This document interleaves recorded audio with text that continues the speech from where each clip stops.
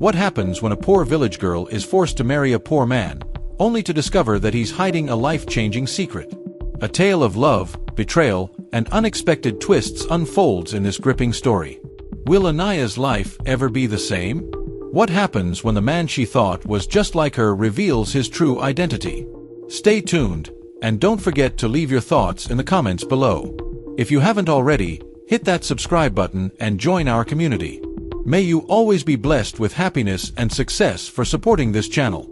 The sun beat down on the small village of Diwapur, nestled between the dry hills of northern India.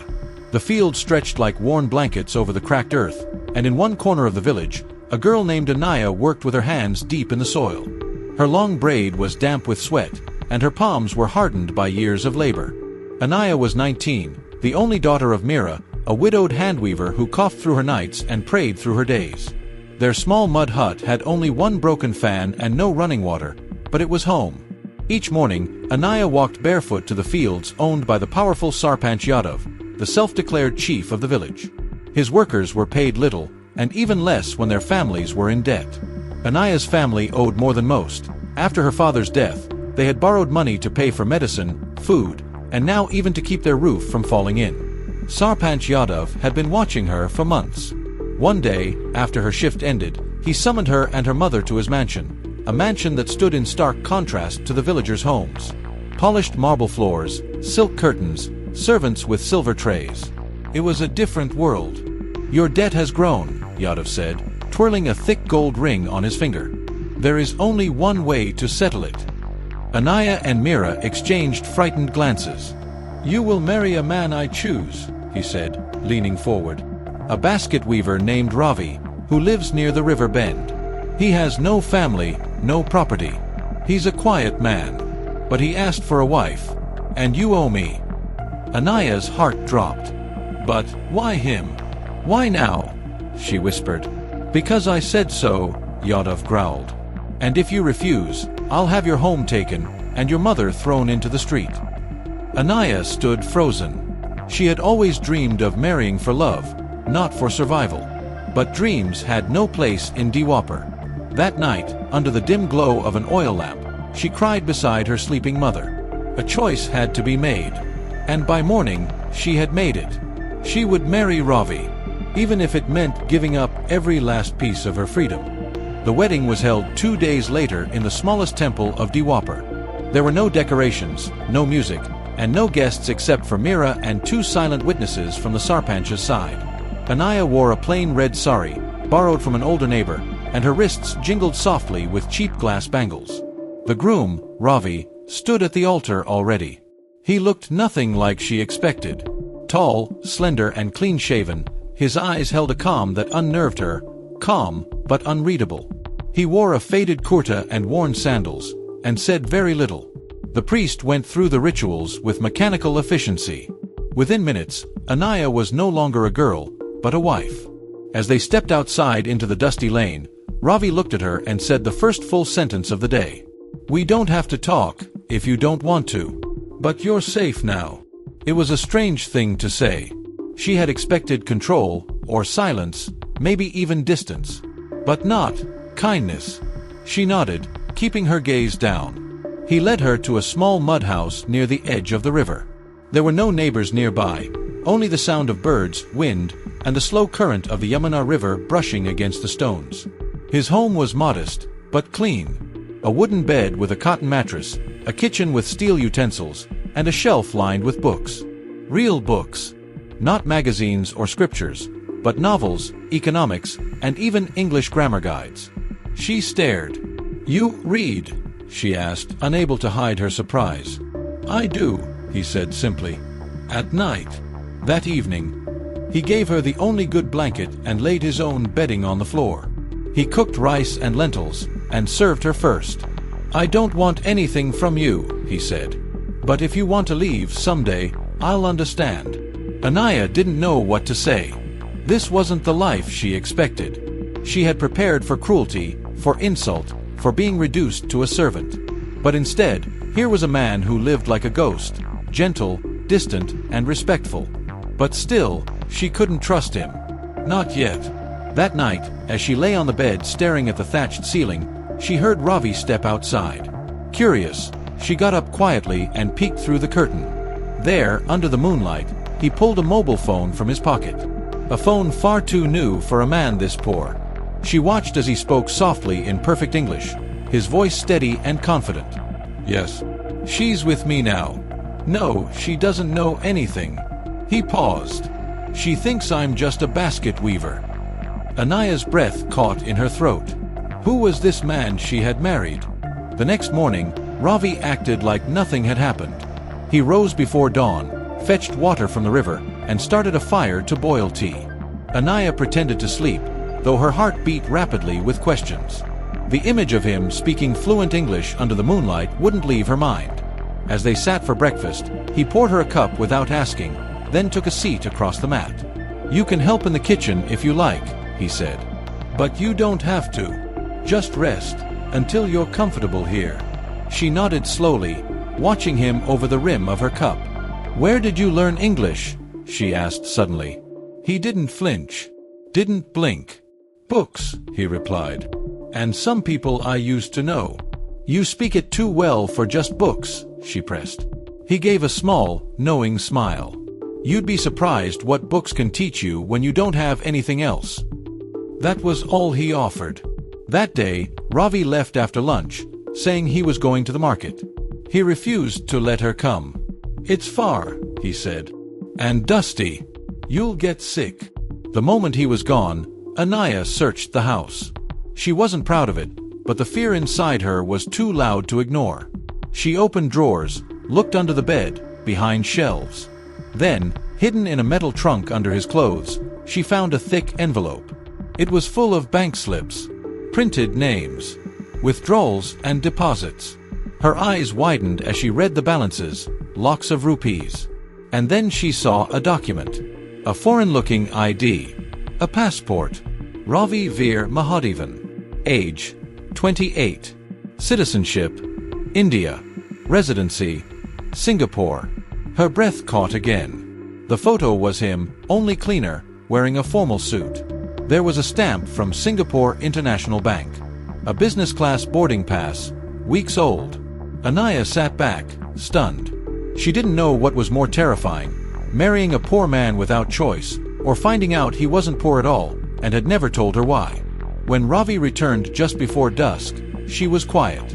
He noticed immediately. "Something wrong?" he asked gently. She looked him in the eye for the first time since the wedding. "Who are you?" He stood still, then sighed. He walked past her, placed the vegetables on the kitchen counter, and only said, "You'll know. Just not yet." That night, he didn't go outside, but he did stare at his phone for a long time, as if waiting for a call that never came. And Anaya began to wonder, was he hiding from someone? Or protecting her from something worse? That night, sleep did not come easily to Anaya. Her mind kept spinning. Passport, foreign address, a Singaporean bank. Nothing about Ravi made sense anymore. Why would a man with that much money choose to live like a farmer in the dust and silence of a forgotten village? And why her? By morning, she had made a decision. She would confront him.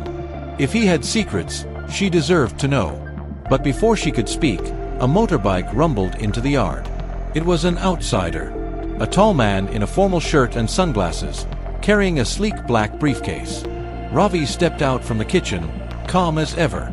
Anaya watched from the window as he greeted the man with a nod. They spoke in English. Fast, low, almost too quiet to catch. But Anaya caught a few words. Transfer. Delayed. Board approval. Then Ravi handed him something. The man nodded and got back on his bike. When Ravi came inside, he stopped in the doorway. He saw the look in her eyes. "You heard," he said flatly. Anaya nodded. "You're not who you said you were." "I never said I was poor," he replied. "You assumed." She swallowed hard. "Then why live like this? Why marry me?" He was silent for a long time. Then he walked to the shelf, pulled down an old wooden box, and handed it to her. Inside were newspaper clippings, some old, some yellowing. Business articles. A younger version of Ravi, shaking hands with foreign investors. Headlines like "Young Tech Genius Makes Millions in Singapore" and "Veer Mahadevan's Startup Goes Global." Anaya stared at them in disbelief. "I had everything," he said quietly. "But I lost myself in it. I trusted the wrong people. My best friend tried to ruin me. My fiancée, she was in it with him. They drained my accounts and left me with debts, lawsuits, and fake charges. So I ran. Came here. Disappeared. Started over." She looked at him, shaken. "And me? You?" He hesitated. "You were never part of the plan. But when my aunt asked me to help your family, I saw something in you. You reminded me of someone I used to be. Brave. Kind. Honest." Anaya stepped back. "So this marriage was charity?" "No," he said, voice firm. "It was hope." She felt tears forming in her eyes, but she blinked them away. "So you're still hiding?" He looked out the window. "Not for long." She waited, and he added, "There's something coming. Something I need to face. But I didn't want to face it alone." And in that moment, Anaya realized, whatever secret Ravi had left to reveal, it would shake not just her world, but the lives of everyone around them. 2 days after Ravi's confession, something changed in the air. Anaya noticed it first. The villagers whispered more, looked at their small house differently. Then a silver car with tinted windows rolled into the village square. The driver wore a blazer and dark sunglasses. Beside him sat a man who radiated power and control, even from a distance. Ravi stiffened when he saw them. "That's him," he said through clenched teeth. "Rohan Sethi." Anaya's breath caught in her throat. "The one who betrayed you." Ravi nodded slowly. "He's here to find me. Or rather, Veer Mahadevan." Rohan stepped out of the car, brushing invisible dust from his sleeve. His eyes scanned the village with disdain. He spoke loudly to a few locals, pretending to be a businessman looking for farmland to develop. But Ravi knew better. He turned to Anaya. "I need you to stay out of this. Don't talk to him. Don't even let him see you know me." But it was too late. That night, Rohan showed up at their gate. "Namaste," he said, his smile charming but cold. "I'm looking for a man named Veer. Some say he disappeared into this part of India. I have unfinished business with him." Ravi stood calmly behind the gate. "There's no one by that name here. Just a farmer and his wife." Rohan narrowed his eyes. "You look familiar." Ravi smiled slightly. "All farmers do." But Rohan didn't leave. He rented a room at the edge of the village and started asking more questions. About land, about Ravi, about the girl he had married. Anaya watched him from a distance, her nerves twisted tight. She didn't trust herself to stay out of it. And when Rohan approached her one afternoon near the well, she froze. "You're the wife, aren't you?" he asked, feigning politeness. "Pretty. Quiet. You must know your husband's real name." She met his gaze steadily. "He's a good man. Whatever name he uses." Rohan's smile didn't reach his eyes. "Good men don't run. Good men don't hide in mud huts." She stepped back. Sometimes they're forced to, when evil men push them. For a second, the mask cracked. Rohan's face darkened. But then he chuckled, tipping his head. "We'll talk again, I'm sure." That night, Anaya told Ravi everything. His jaw tightened. "He won't stop until he destroys me. He thinks I still have the passwords. The final share code." She frowned. "Passwords? There's money he couldn't access without me," Ravi explained. "A hidden account. I never touched it after I fled. I thought if I stayed gone, it would stay safe." Anaya grabbed his hand. "What are you going to do?" He looked at her, eyes fierce. "I'm done hiding." The next morning, Ravi left the village, without a word to anyone but her. But as he disappeared down the road, Anaya felt a shadow creeping closer. Rohan wasn't finished, and the game was only beginning. Ravi traveled to the nearest city under the cover of night. Disguised in plain clothes and with a borrowed motorbike, he made his way to an old contact, a man named Imran, a former cybersecurity expert who once worked under Veer Mahadevan during his corporate years. Imran's apartment was dim, cluttered with wires and monitors. When Ravi entered, Imran blinked twice before standing up in disbelief. "Veer," he whispered. "I thought you were dead." Ravi smiled faintly. "Almost. But I need your help." Imran gestured him inside and locked the door. "What's happening?" Ravi explained everything, from the betrayal to his exile in the village, and now Rohan's sudden appearance. Imran swore under his breath. "Rohan's getting desperate if he's come to find you himself. He must have burned through the company assets already." Ravi nodded. "He thinks I still have access to the private account." Imran looked at him, curious. "Do you?" Ravi opened a small metal locket that hung from his neck. Inside was a microchip.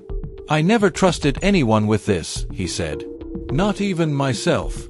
That's why I left it hidden for so long." Imran stared at it in awe. That chip could buy half of Delhi. But Ravi's voice was firm. "I don't want the money. I want to expose Rohan." Imran leaned back, crossing his arms. "Then you'll need evidence. And not just old data, live proof he's been laundering, bribing, and threatening witnesses." Ravi hesitated. "Can you help?" "I still have the back doors into the company servers," Imran said, a glint in his eyes. "Give me a few days. But once we go in, there's no turning back." Meanwhile, back in the village, Anaya found herself under constant watch. Rohan's questions had turned into subtle threats. He paid the village head to keep tabs on her and began spreading rumors, dangerous ones. People started avoiding her. Women refused to fetch water at the same well. Men lowered their voices when she walked by. Even children stared. But Anaya refused to be afraid. Late at night, she wrote a letter to Ravi and sealed it in a hidden place they both knew, under the banyan tree by the edge of the rice fields. A signal of danger. Rohan noticed the change too. He grew more aggressive, more paranoid. His mask of charm thinned. Then one evening, he showed up at Anaya's door with a cold smile. "You know," he said, circling the room, "your husband may be a liar, but he's smart. Too smart. If I can't find him, maybe I can encourage you to help." Anaya stood her ground. "If you touch me, I swear by Allah, you'll regret it." He leaned in. "You've no idea what regret means. Yet." But just as he reached for her wrist, a loud knock broke the tension. A young village boy, panting, held a message from the city. Ravi's return was near. And this time, he wouldn't be alone, or powerless. Ravi returned to the village under the cover of darkness. The dense fog that rolled through the fields seemed almost like a veil, hiding his movements. Imran had worked quickly, setting up a temporary base in a safe location, where Ravi could access everything he needed to expose Rohan's criminal network. But the stakes were higher now. He couldn't afford mistakes. Rohan's presence in the village was more than just a threat to Anaya. It was a game-changer for his plans. Anaya, too, was preparing for the inevitable confrontation. She'd managed to keep her wits sharp, but the isolation was taking its toll. The villagers no longer looked at her the same way, and their whispers only fueled her determination to fight back. In the quiet of her small hut, she crafted her plan. Her father's old journal lay open on the table, filled with sketches of old pathways and secret routes known only to the villagers who had lived there for generations. Her mind worked furiously. Ravi's words echoed in her head, his last message to her just days before he disappeared. "Don't trust anyone except those who know the land." As Ravi made his way to her home, a sudden realization struck him. Rohan had been too comfortable, too confident in his hold over the village. Something didn't add up. The moment Ravi stepped inside Anaya's house, they exchanged a look, a silent acknowledgement of the war they were about to wage. "We need to take the fight to him," Ravi said, his voice steady but sharp. "It's not just about exposing him anymore. He's pulling strings from the shadows." Anaya nodded. "I know. I've been thinking the same thing. But I'm not afraid of him anymore." Ravi grabbed her hands. "We need to leave the village tonight." Anaya shook her head. "Not without a plan. If we run, he'll destroy everything we've built." The decision was made. They had to outsmart him, not flee. The village itself would be their weapon. The quiet, humble land that Rohan thought he could control would be the key to his downfall. The next morning, Ravi and Anaya met secretly under the old banyan tree, where they had left their first message. Ravi handed her a flash drive, the final piece of evidence they needed to bring Rohan's empire to its knees.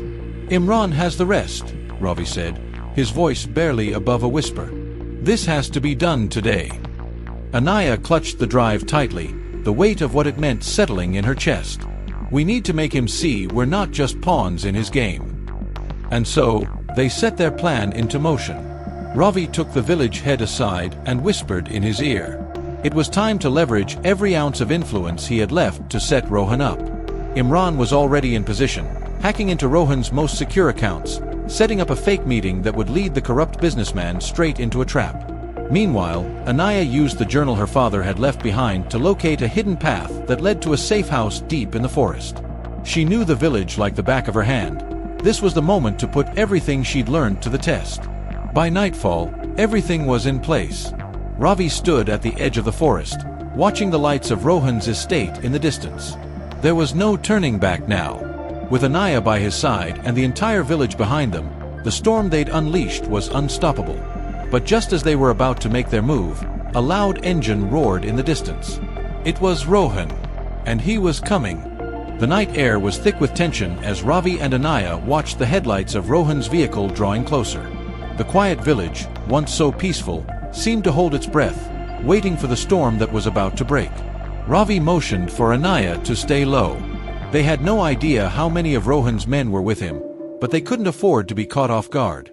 Rohan's SUV screeched to a halt just outside the safe house. Ravi's heart pounded in his chest, but he kept his face calm, focusing on the plan they had so carefully crafted. "Stay close," Ravi whispered to Anaya. She nodded, her face set with determination. They had one shot at this. The sound of footsteps echoed through the trees, and Ravi signaled for Anaya to stay hidden behind a large boulder. He moved into position, his every sense alert. The flash drive with the evidence they had worked so hard to acquire was clutched tightly in his pocket, and in that moment, it felt heavier than ever. Rohan's men stepped out of the vehicle first, scanning the area, their eyes darting to the shadows. Ravi had to act quickly. If they discovered the trap, it would be all over. He took a deep breath, reaching for the device that would send the signal to Imran. The moment was critical. As soon as the signal was sent, Imran would flood Rohan's communications network with false transmissions, leading Rohan straight into the safe house. It would appear as though everything was falling apart for him. "Now," Ravi murmured, pressing the button. Almost immediately, Rohan's men started speaking to each other in hurried tones. The signals they had intercepted caused confusion. They had been expecting a quiet exchange, but instead, they were met with an overwhelming flood of data. Rohan stepped out of the vehicle, his imposing figure cutting through the fog like a shadow. His eyes narrowed as he surveyed the area. He had no idea what was coming. "Imran," he barked, his voice commanding. "What is this?"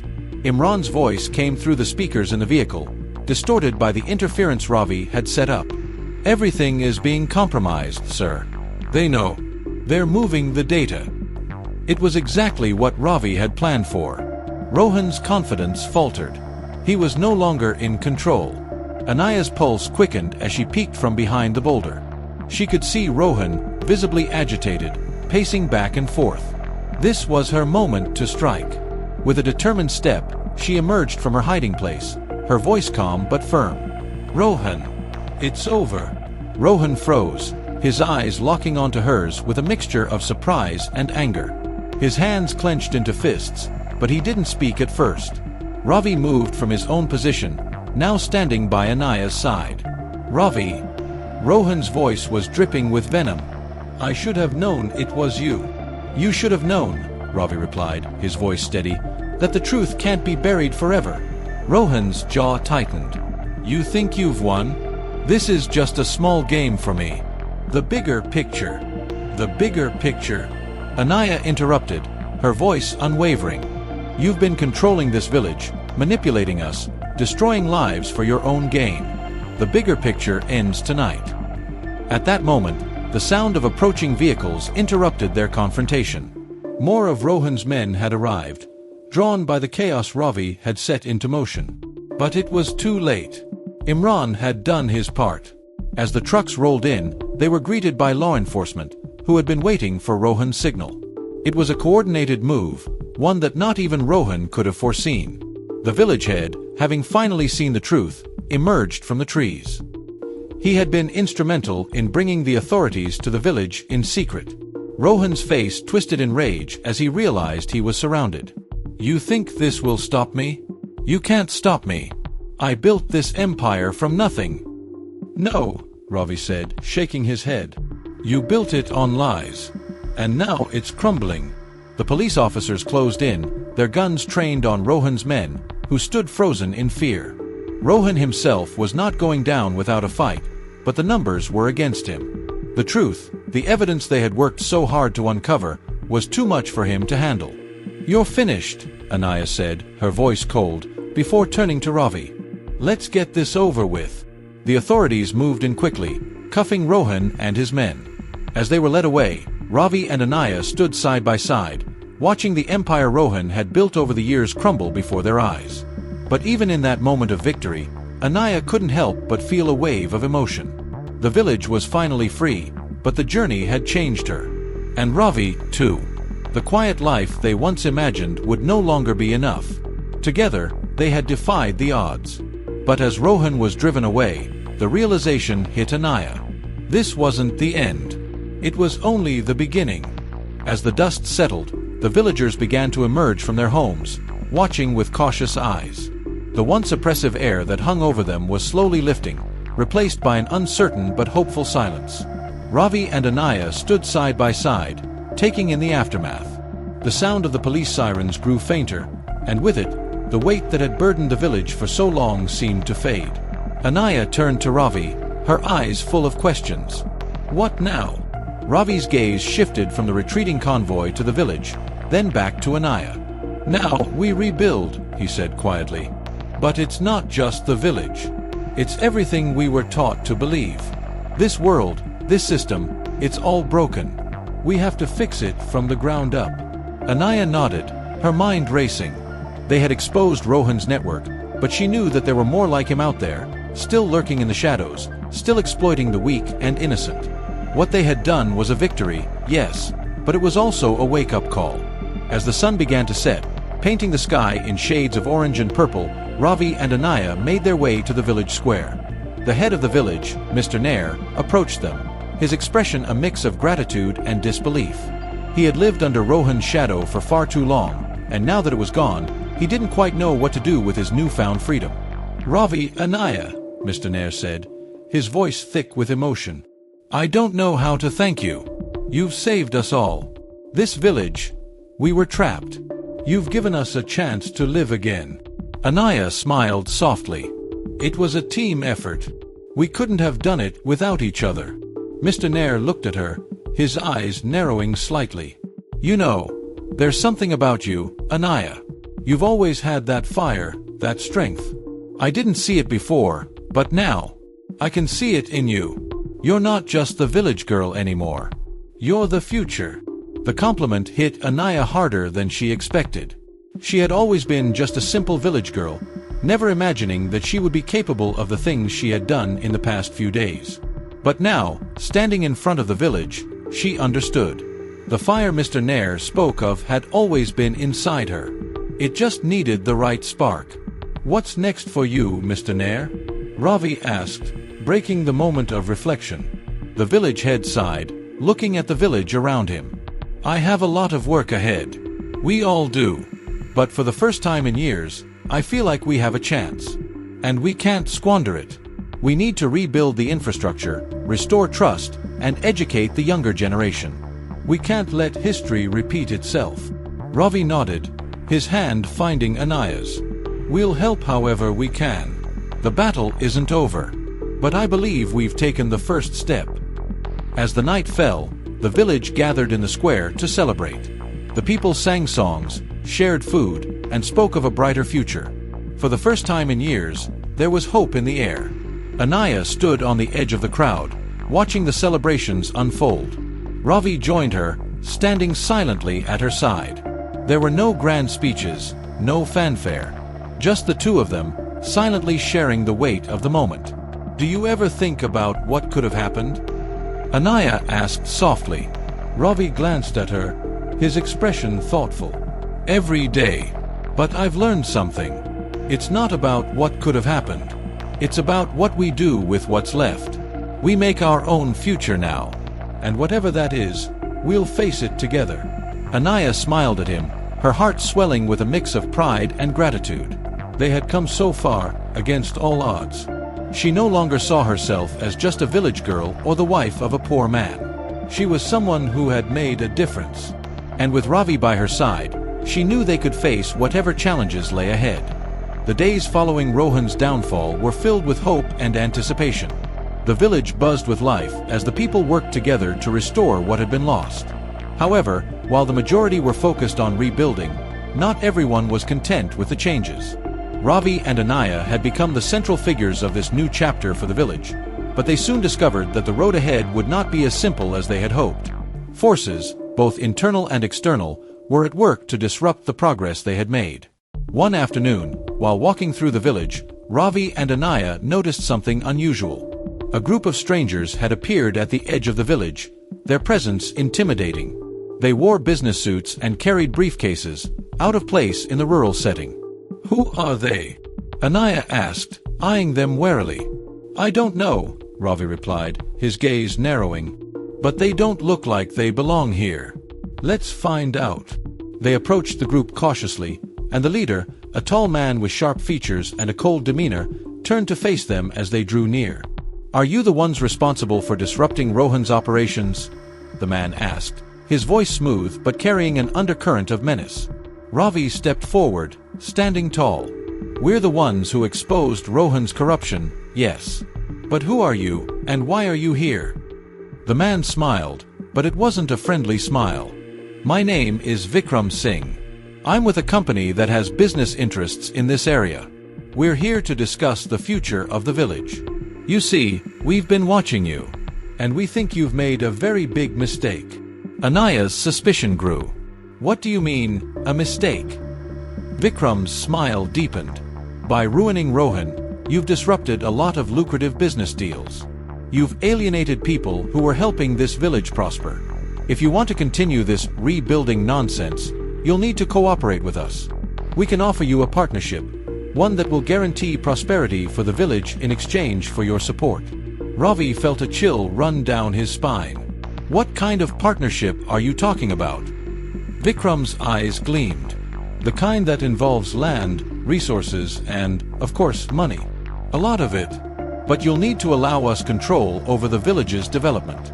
We can help you grow faster than you ever imagined. All we ask is that you give us access to the land." Anaya stepped forward, her voice steady but firm. "You think we'll sell our people out for profit? We're not interested in making deals that harm the village." Vikram's smile faltered for a moment, and then he gave a slight nod. "Very well, but remember, we don't take kindly to people who stand in our way. If you change your mind, you know where to find me." With that, the strangers turned and walked away, their footsteps echoing in the silence they left behind. Anaya looked at Ravi, her eyes filled with concern. "This isn't over, is it?" Ravi shook his head. "No, it's just beginning." The next few days were tense. Ravi and Anaya met with the village council, including Mr. Nair, to discuss what had just transpired. The villagers were divided. Some were eager to accept the offer from Vikram and his company, believing that the wealth they promised would help rebuild the village faster. Others, however, were deeply distrustful of outsiders. "This is exactly what we fought against," Anaya said, pacing the room. "These people don't care about the village. They only care about profit."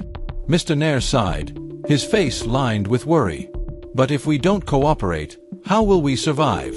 The funds we need to rebuild are enormous. Vikram's offer is tempting, but we can't ignore the cost of losing our freedom." Ravi clenched his fists, feeling the weight of the decision pressing down on him. "We'll find another way. We have to. If we accept their offer, we'll be back where we started. We'll be slaves to the system all over again." The debate raged on for hours, but in the end, the council agreed to hold off on making a decision. They would need more time to discuss it, to weigh the consequences of each choice. That night, as Ravi and Anaya sat on the porch of their small home, watching the stars, Anaya turned to him. "What do you think will happen if we don't give in to Vikram?" she asked softly.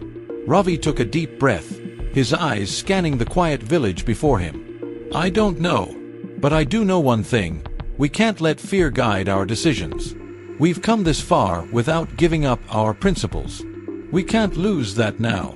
Anaya nodded, feeling a renewed sense of purpose. "Then we'll fight. Whatever it takes."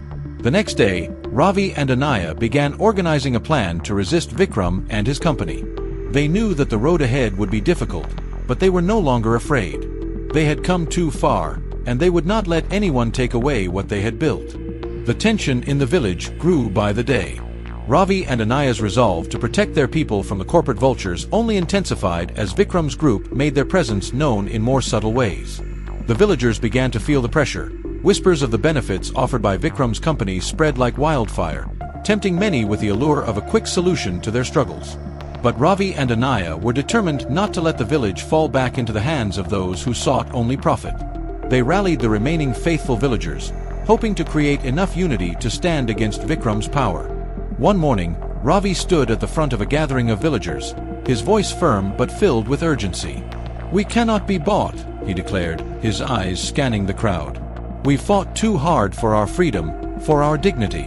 This village isn't for sale, and we won't let anyone take what is ours." Anaya stood beside him, her gaze resolute. "This is our home. We will protect it with everything we have. But we can't do it alone. We need each other more than ever." But not all were convinced. A group of villagers, led by a man named Kumar, began to voice their concerns. "Do you think we can continue like this, struggling day after day? Vikram has resources, connections, power. If we refuse him, we will starve," Kumar said, his voice tinged with frustration. Ravi stepped forward, his tone calm but insistent. "We have something they can never take from us, our unity, our spirit. We've survived without their help, and we can continue to do so. We must work together, innovate, and create something better than what they're offering." But Kumar wasn't ready to listen. "I've seen what they can do. If you don't accept their offer, we'll all suffer." Tensions escalated, but the meeting ended without resolution. It was clear that the village was divided. Ravi and Anaya knew they needed a plan that would show the villagers what was truly at stake. The following days were spent organizing a demonstration. Ravi worked with the elders and the more determined villagers to devise a strategy that would prove to the rest of the community that they had the power to rebuild on their own terms. They would host an open event showcasing their own sustainable farming techniques, community-driven businesses, and innovative projects that would bring prosperity to the village without giving up control to outsiders. The day of the event arrived, and despite the looming threat of Vikram's influence, the villagers rallied behind Ravi and Anaya. The streets were lined with stalls featuring handmade goods, organic produce, and local crafts. The air was filled with the hum of excitement and hope, as villagers came together to show their strength and resilience. Ravi took the stage, his voice carrying through the crowd. "This is what we can achieve when we work together. This is what happens when we refuse to let anyone dictate our future. The power is in our hands, not in the hands of outsiders. We don't need their money. We have what it takes to build a brighter future for all of us." Anaya joined him, her eyes scanning the crowd. "We may not have riches, but we have each other. And that is more valuable than anything money can buy."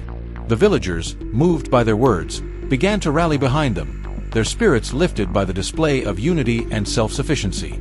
Word spread quickly, and even some of the more hesitant villagers began to see the power in standing firm.